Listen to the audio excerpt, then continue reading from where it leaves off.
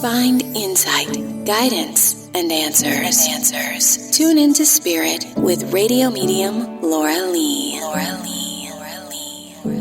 Laura Lee tuning into Spirit with my special guest caller, Vera. Welcome. Thank you. Where are you calling from? I'm calling from Kansas City, Missouri. There's no place like home, Vera. It's Missouri, but I heard Kansas, so I feel like there's no place like home. For some reason, I don't feel like you're home. No, I'm not.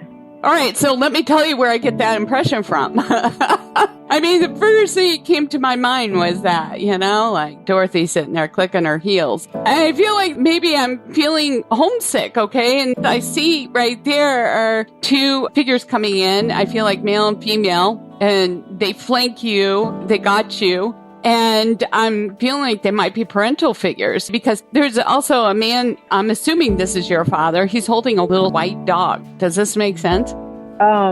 Well, my biological father did die, but I didn't really know him. Uh-huh.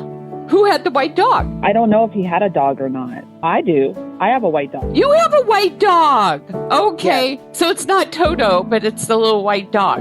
Yeah, he looks like him. Okay. Well, then he's got the little white dog with him, too. I mean, just showing me the white dog. So, well, he's there with you. Okay. Is there another mother figure on the other side as well? Well, it might be also my grandmother and grandfather. They're both Oh, okay. And did they have a small white dog? They might have at some point, but not when I was growing up. All right. So I've got to say, I feel like it's parental figures who are together. Yeah, it would be them. And to me, they're adored and loved so much that more than one person has the same picture of them. Does this make sense? Yeah, I'm actually looking at their wedding picture. It's right in front of you. Right. So that's why they brought it up. So you got your little small dog and you guys are thinking, I don't know, maybe we need to turn around and go home. Is that true? Because that's the impression they gave me when they said...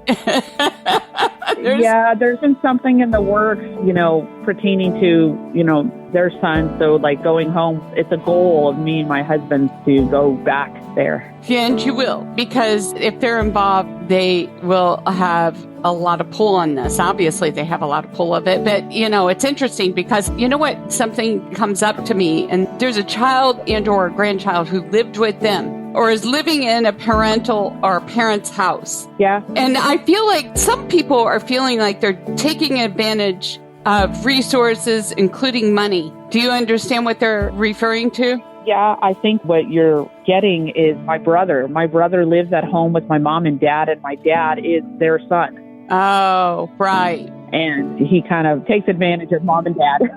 Right.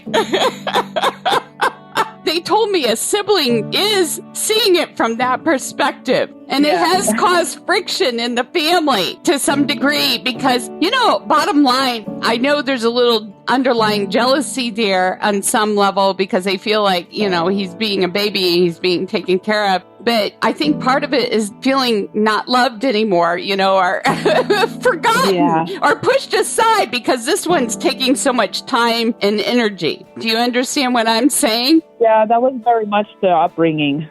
I know. And that's not the case. And they want to present this that could be furthest from the case. And I've got to say, sometimes when one of the children goes away, you're like the golden child, believe it or not, because you're so missed. And that's what they want to convey. So it's a misconception. And they say that the parents love you all and they love you and that your return home will happen. I mean, as we know in the end of Wizard of Oz, she returns home, and the family being around her.